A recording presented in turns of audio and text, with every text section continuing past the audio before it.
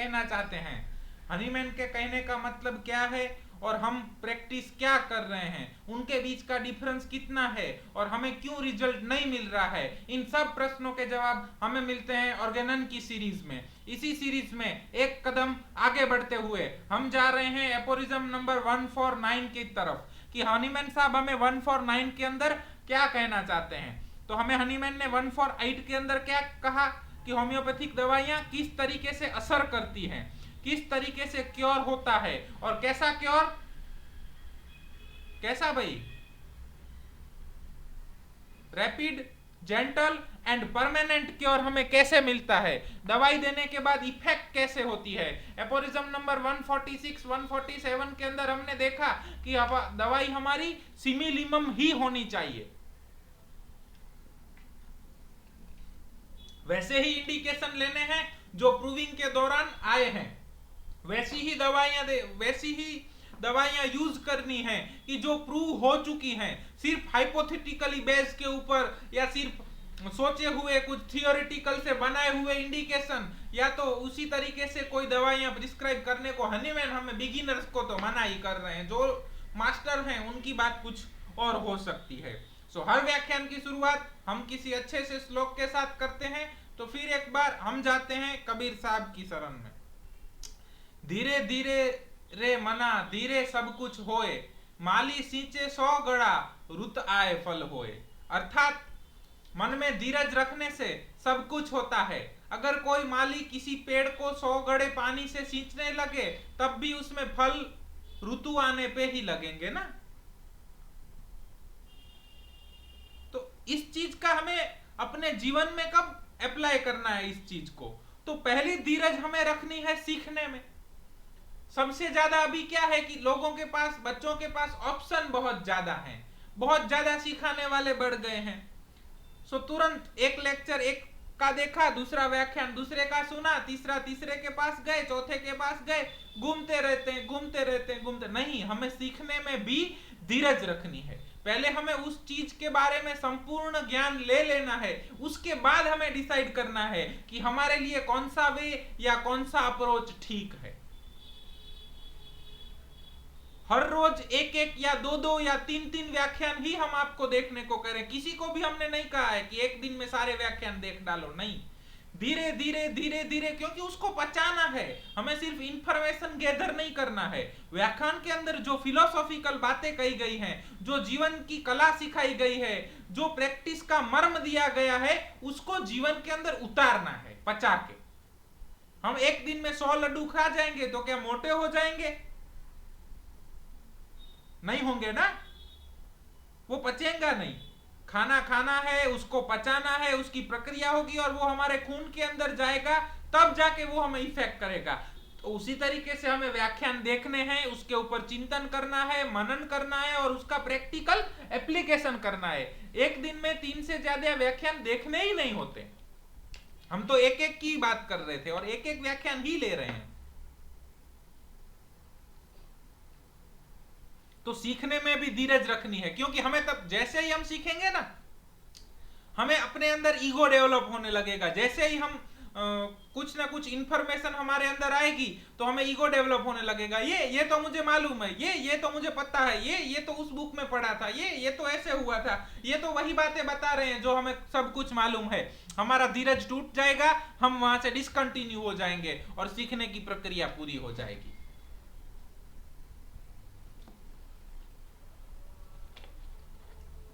जब ऋतु आएगी, जब आपका समय आएगा, तब ऑटोमेटिक आपको कहा जाएगा कि अब आप सीख चुके हैं, अब आप एक स्टेप आगे बढ़िए। हमारा बहुत सा प्रैक्टिकल अनुभव हुआ है कि हम कुछ स्टूडेंट को बताते हैं जब शुरुआत में आते हैं कि सिर्फ प्रोटोकॉल ही यूज कीजिए, और उसके बाद एक लेवल के बाद, 1-2 साल के बाद उन स्टूडेंट को ही हम बताते हैं कि अब आप प्रोटोकॉल नहीं यूज कीजिए, उसके बियॉन्ड भी सोचिए।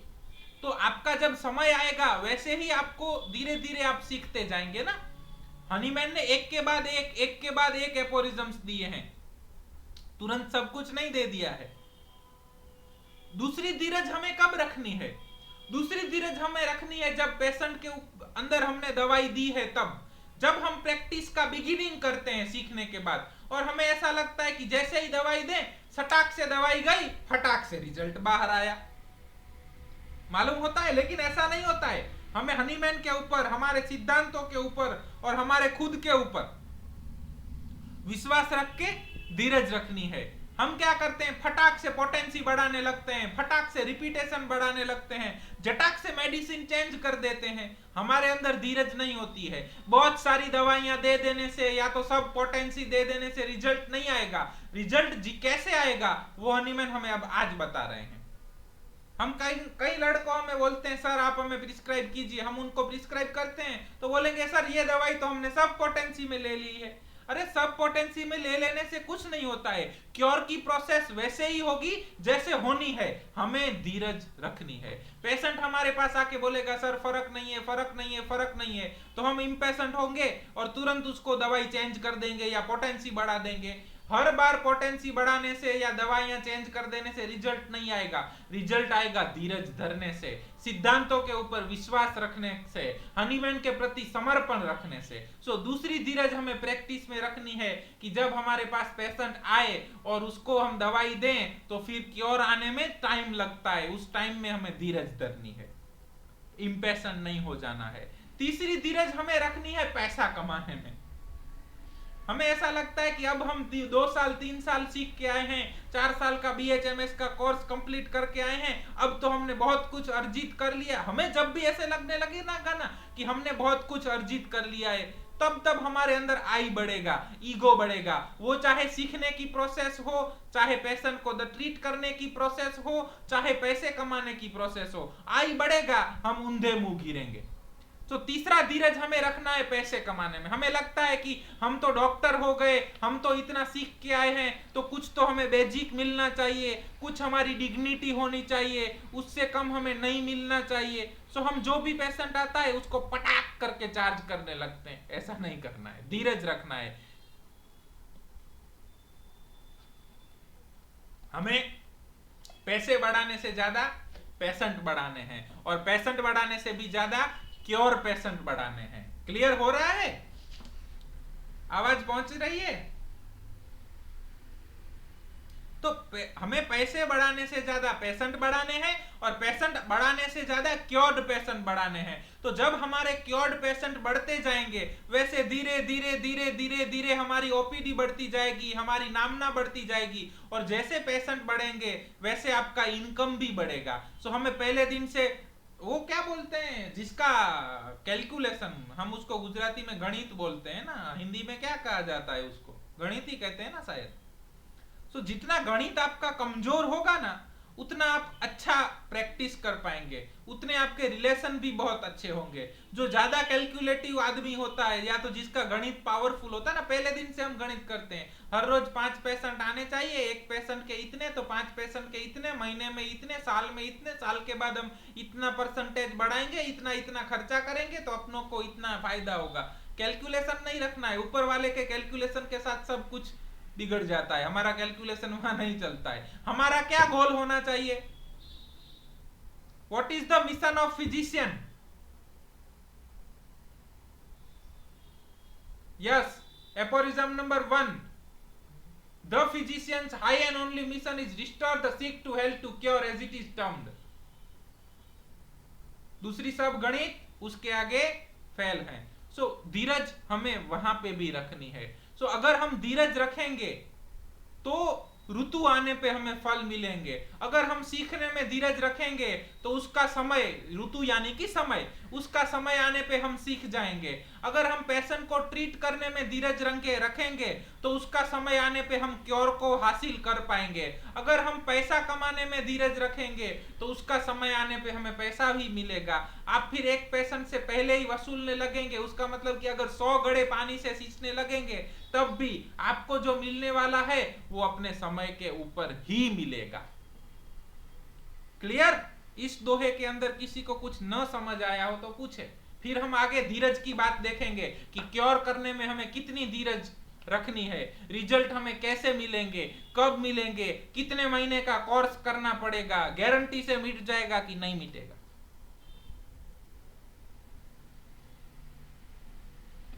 इतना क्लियर हो गया? जवाब तो दीजिए, पांडे जी,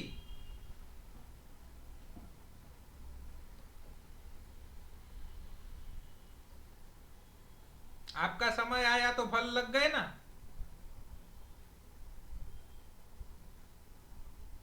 ठीक है, तो अब देखेंगे एपोरिज्म नंबर 149। मास्टर हनीमैन क्या बताना चाहते हैं हमें? When the suitable homeopathic remedy has been thus selected and rightly employed. Hahnemann सिर्फ सिलेक्टेड की बात नहीं कर रहे हैं, सिर्फ थियोरेटिकल टर्म की बात नहीं कर रहे हैं, हनीमैन उसके एप्लीकेशन की भी बात कर रहे हैं।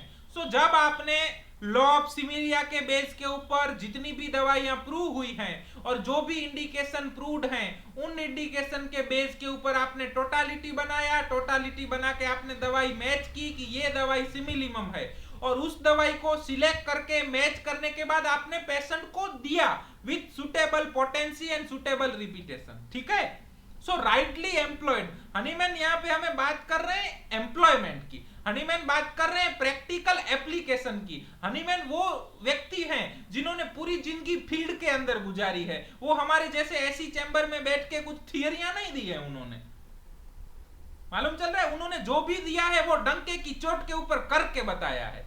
सो हनीमैन वही चीज कर रहे हैं कि आप उतनी ही बातें करो जो डंके की चोट के ऊपर आप उस चीजों को कर पाओ। तकलीफ वो है कि हम कैंसर ट्रीट करने की बात कर रहे हैं लेकिन कफ हमसे ट्रीट नहीं होता है। हम सिर्फ बताते हैं हमारे लिटरेचर में ये लिखा है वो लिखा है। भाई साहब, लिखने से कुछ नहीं होता है, उसका प्रैक्टिकल एप्लीकेशन करने से होता है। और यहां पे हनीमैन बता रहे हैं राइटली एम्प्लॉयड। क्लियर? ये लाइन क्लियर हो गया तो ही हम आगे चलें। अब हनीमैन बात कर रहे हैं द एक्यूट डिसीज, उन डिसीज। अब एक्यूट डिसीज किसे कहा जाए उसकी डेफिनेशन भी हनीमैन ने बहुत अच्छे तरीके से बताई है। ठीक है,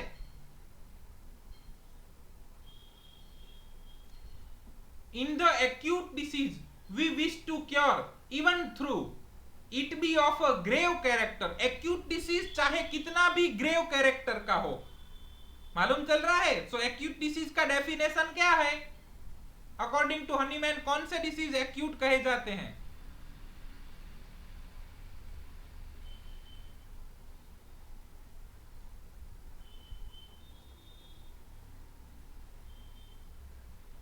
sudden origin, rapid progress, either cure और आइदर यस और एंड्स इनटू द डेथ। सो ऐसे हैं एक्यूट डिसीज। तो यहां पे हनीमैन क्या बात कर रहे हैं? Even through it be of grave character. Grave character का मतलब बहुत सीवियर, मालूम चल रहा है? ग्रेव कैरेक्टर मतलब बहुत सीवियर है। So if the myocardial infarction, acute infarct, ये कौन सा डिसीज हुआ? एक्यूट डिसीज या chronic disease? Yes, very good. And attended by many suffering subside insensibly in a few hours if it be recent date. जो आज का ही case है, रिसेंट डेट मतलब अभी उसको दिक्कत हुई है, और चाहे कितना भी ग्रेव डिसीज हो, लेकिन अगर आपने सही होम्योपैथिक दवाई उसको एम्प्लॉय की तो क्या होगा? फ्यू आवर्स के अंदर वो सबसाइड हो जाएगा, उसकी सफरिंग सबसाइड हो जाएगी। क्लियर हो रही है बात? अगर आज का ही डिसीज है, अभी थोड़े घंटे पहले या थोड़ी मिनट पहले या आज के सुबह को ही अगर वो डिसीज शुरू हुआ है, चाहे वो कितना भी सीवियर या ग्रेव ना हो, लेकिन अगर आपने सही होम्योपैथिक दवाई का चयन करके उसको दिया तो वो दवा कुछ ही घंटों में वो उसके सिम्टम सबसाइड हो जाएंगे। क्लियर? यहां पे चाहे वो एक्यूट कोराइजा हो, चाहे डायरिया हो, चाहे मायोकार्डियल इंफाक्शन ही क्यों ना हो, चाहे और कोई एक्यूट डिसीज, चाहे एक्यूट अस्थमेटिक अटैक हो, चाहे कन्वल्जन हो, कुछ भी हो, लेकिन अगर वो कुछ ही घंटों में या तो आज ही की तारीख में शुरू हुआ है और सही होम्योपैथिक दवाई अगर उसको एम्प्लॉय की जाती है तो वो कुछ ही घंटों में सबसाइड हो जाएगा। सो जब हमें आके मरीज पूछते हैं कि डॉक्टर साहब कितने महीनों का कोर्स लगेगा, कितनी देर कितने टाइम में ठीक हो जाऊंगा, गारंटी से ठीक हो जाऊंगा, तो हम उसको जवाब दे सकते हैं। क्लियर? ये पहली कंडीशन है कि जो डिसीज अभी शुरू हुआ है या जो एक्यूट डिसीज आज शुरू हुआ है, वो अगर सही दवाई दी जाए तो तुरंत कुछ ही घंटों में, कुछ ही पलों में अच्छा हो सकता है। ये बात समझ आ गई? इतनी समझ आ गई बात? क्योंकि ये सब स्टेप बाय स्टेप समझना है। अगर इसमें एक भी लाइन आप नहीं समझते हैं तो आगे बहुत मिसअंडरस्टैंडिंग होगी, बहुत कंफ्यूजन क्रिएट होंगे। तो आपको अगर कुछ समझ नहीं आ रहा है तो आप अभी पूछ लीजिए, ठीक है? In a few days, if it be a somewhat longer standing, along with all trait of the indisposition, अगर वो कुछ ज्यादा दिनों से चल रहा है तो वो थोड़े दिनों में ठीक हो जाएगा। सो 4-5 दिनों से तकलीफ है, 1-2 महीनों से तकलीफ है, या 8-10 दिनों से तकलीफ है, तो वो तकलीफ 1-2-3 दिन लेगी। In a few days, if it be a somewhat longer standing, along with all trace of indisposition. Clear? समझ आ गई बात? अगर वो आज का ही शुरू हुआ है तो कुछ घंटों में, थोड़े दिनों का है तो थोड़े दिनों में।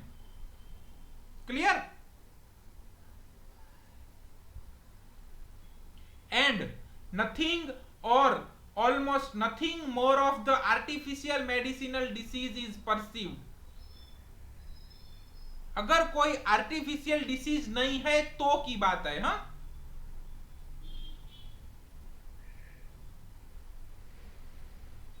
सो अगर आर्टिफिशियल मेडिसिनल डिसीज मतलब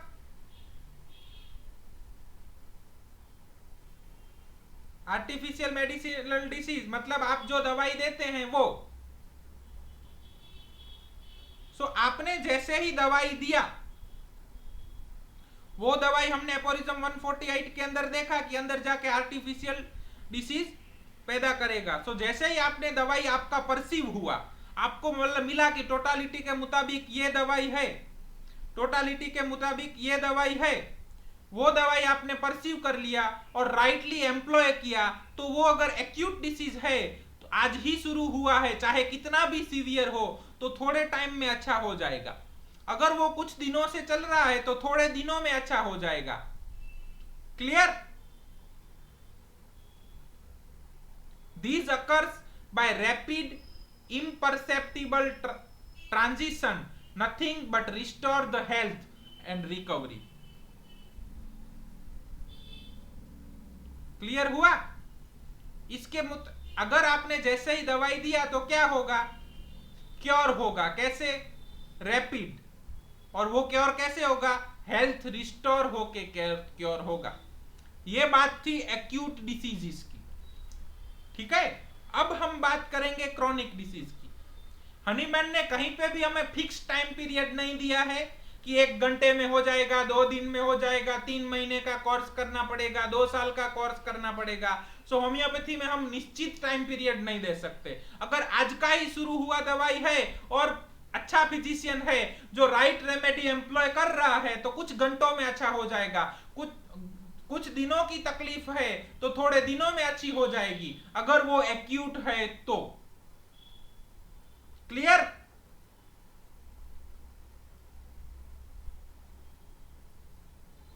disease of long standing into bracket and especially such as are of complicated character. So बहुत दिनों से, बहुत महीनों से, बहुत सालों से चल रहे रोग, या तो जो कॉम्प्लिकेटेड कैरेक्टर के हैं वैसे रोग, require for their cure proportionally longer time, वैसे दर्दों को ज्यादा समय लगता है।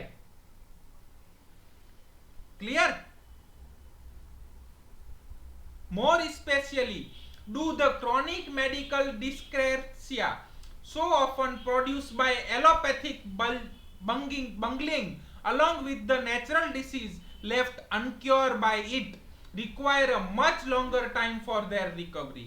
और जो ऐसे रोग हैं जिनको पेशेंट ने बहुत सारी अलग अलग दवाइयां ले चुका है। यहाँ पे एलोपैथी का मतलब मॉडर्न मेडिसिन नहीं हो रहा है। तब हनीमैन के सामने एक ही चैलेंज था, मॉडर्न मेडिसिन। अभी अभी मरीज क्या होते हैं, खुद अच्छे डॉक्टर होते हैं ना, उनको सब कुछ मालूम रहता है, तो अपने आप से ब्लंडर करके दवाइयां खा लेते हैं, अलग अलग ऐसी दवाइयां कि जो लॉ ऑफ सिमिलिया के बेस के ऊपर नहीं दी गई हैं, उन सब दवाइयों का यहाँ पे मतलब एलोपैथिक बंगलिंग होता है। क्लियर? अपने आप से खाई हुई दवाइयां, कुछ हर्बल प्रोडक्ट के तौर पर खाई हुई दवाइयां, कुछ अलग अलग मेडिसिनल सब्सटेंस खाए हुए, ऐसे कुछ भी। सो और जो मॉडर्न मेडिसिन है वो भी आ गई उसमें।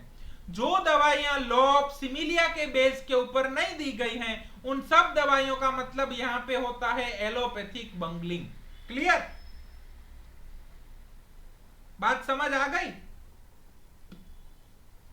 बात समझ आ गई? Along with the natural disease left uncured by it, वो नेचुरल डिसीज को तो अनक्योर छोड़ते हैं, लेकिन साथ साथ उस डिसीज को मोर कॉम्प्लिकेटेड बनाते हैं। सो वहां पे हमें कॉम्प्लेक्स डिसीज देखने को मिलते हैं, artificial disease plus natural disease. तो ऐसे डिसीज को क्योर होने में उससे भी ज्यादा टाइम लगता है। Often indeed are they incurable in consequence of the shameful robbery of the patient's strength and juice, the principal fate performed by allopathy in its so-called method of treatment. So ज्यादातर वो uncured होते हैं, incurable होते हैं।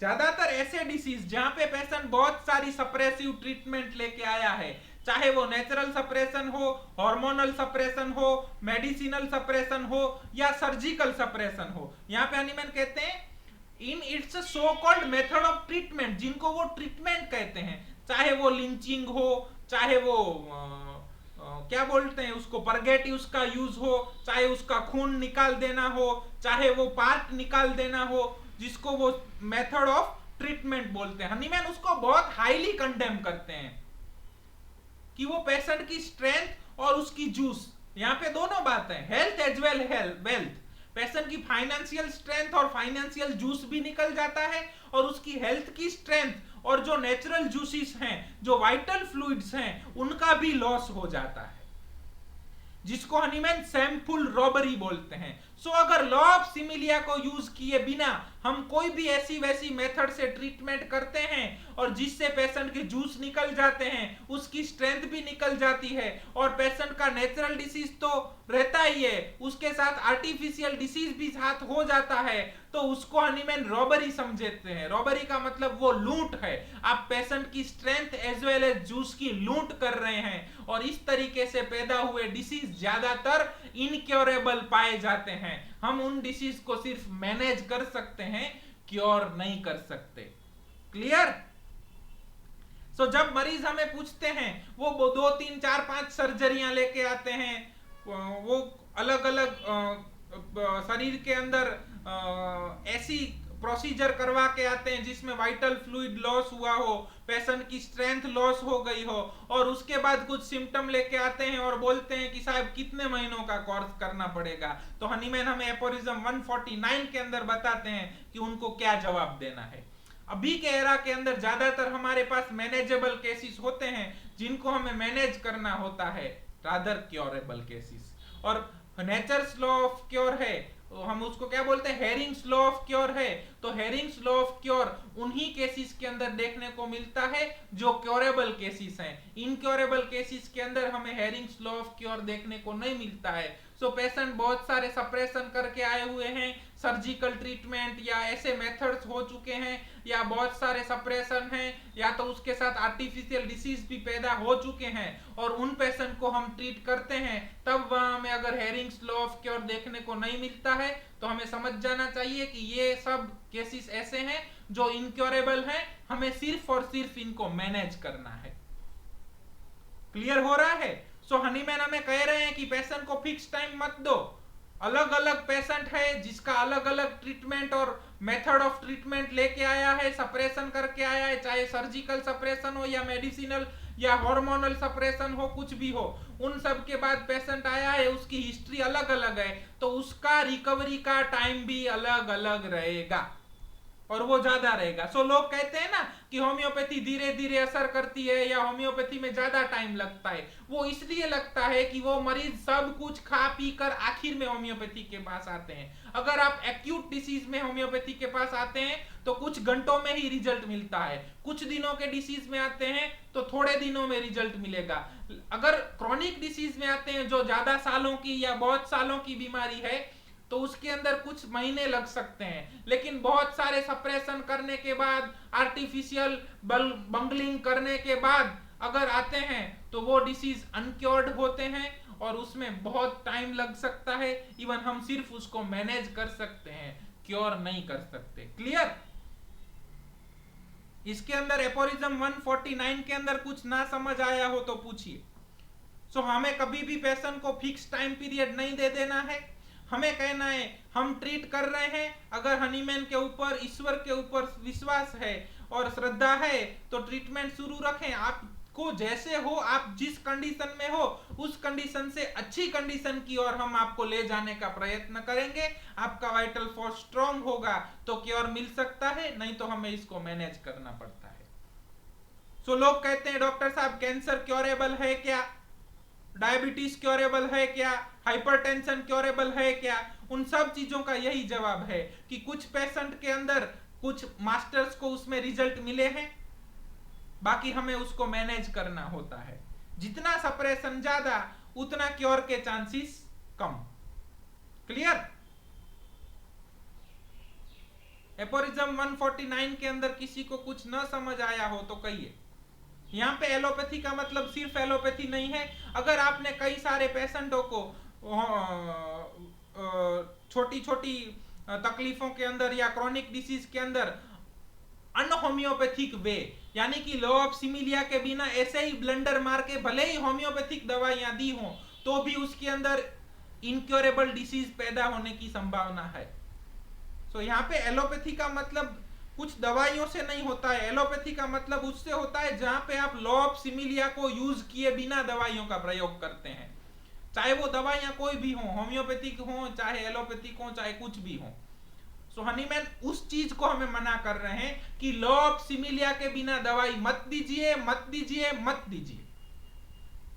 बिना case receiving के what is cure to be in the this patient उसको जाने बिना, टोटालिटी बनाए बिना, सिम्टम सिमिलैरिटी करे बिना और सिर्फ वैसे ही सिम्टम कि जो प्रूव्ड हैं, वैसी दवाइयां जो प्रूव्ड हैं उनको उपयोग किए बिना अगर आप ट्रीट करते हैं तो आप पेशेंट की हेल्थ के साथ रॉबरी कर रहे हैं, उसकी स्ट्रेंथ और जूस को चूस रहे हैं। ये हनीमैन हमें बता रहे हैं। क्लियर? होप आपको कुछ सीखने को मिला होगा। जय होम्योपैथी, जय हनीमैन। कल फिर मिलेंगे एक और एपोरिज्म के साथ। धन्यवाद। कहिए किसी को कुछ प्रश्न हो, पूछना हो तो पूछिए।